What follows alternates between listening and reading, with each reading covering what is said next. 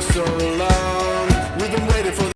Hello guys, good morning and welcome to my new video.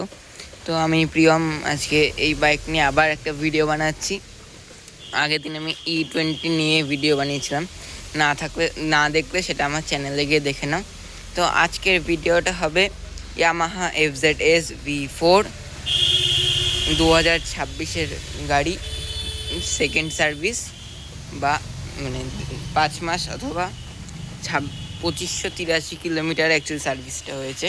তো আমি সেই সার্ভিসে কী কী লেগেছে, কত টাকা কষ্ট হয়েছে, মানে কত টাকা লেগেছে সার্ভিসে, কী কী পাল্টেছে, সব নিয়ে আলোচনা করব।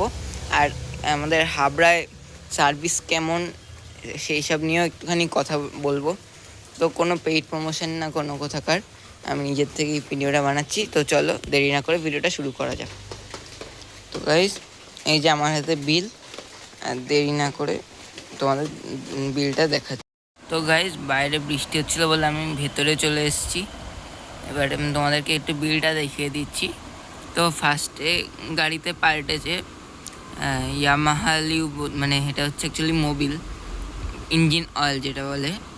তো ইয়ামাহার গাড়িতে এক একটা গাড়ির এক একটা ইঞ্জিন অয়েল হয়, তো এই জন্যই এটা আলাদা আলাদা দেখায়। তো অ্যাজ খুব বেশি কিছু পাল্টায়নি, কিন্তু এই ইঞ্জিন অয়েলের দাম 530 টাকা। তারপর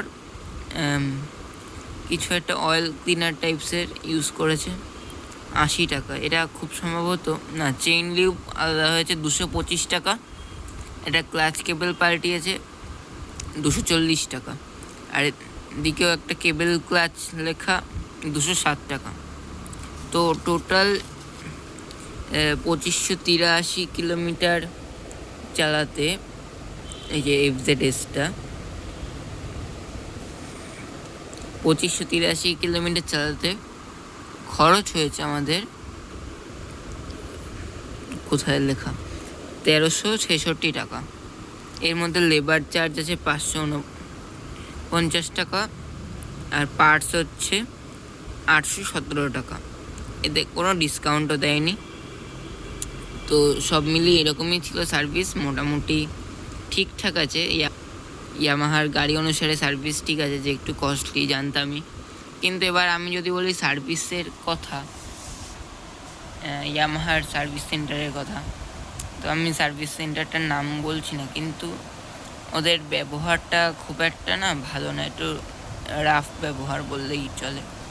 তো নতুন শোরুম হয়তো ওই জন্য হতে পারে, কিন্তু আমার এইবারের এক্সপিরিয়েন্সটা খুব একটা ভালো ছিল না।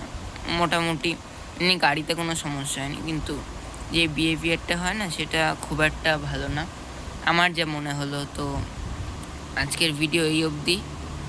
কেমন, সরি আমার না আবার একটু হাত চলে গেছিলো বাটনে। তো আজকের ভিডিওটা তোমাদের কেমন লাগলো অবশ্যই কমেন্ট করে বলো। আর চ্যানেলে নতুন হলে অবশ্যই লাইক করো আর সাবস্ক্রাইব করো, আর একটা ভালো কমেন্ট করতে কিন্তু ভুলবে না। তো দেখা হচ্ছে নেক্সট ভিডিওতে। টাটা।